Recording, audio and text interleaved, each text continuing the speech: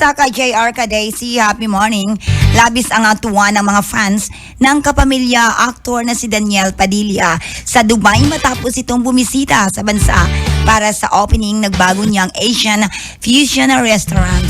Sa Instagram page ng kanyang pag-aaring restaurant ay makikita ang mga larawan na kuhang mula sa opening kung saan dinumog siya ng mga kababayang Pilipino tanda ng pagsuporta sa bago niyang business. Makikita si Daniel na nagkipag-shake hands, nagkipag-picture taking at pumipirma sa cellphone cases ng kanyang mga fans.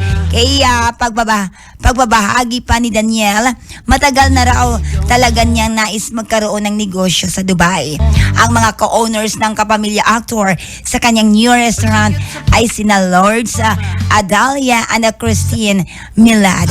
Matatanda ang bago matapos ang 2023 ay naging matunog ang pangalan ni Daniel nang kumpirmahin ni Catherine Bernardo ang kanilang paghiwalay matapos ang mahigit isang dekada nilang relasyon. Ayun, may business sa Dubai.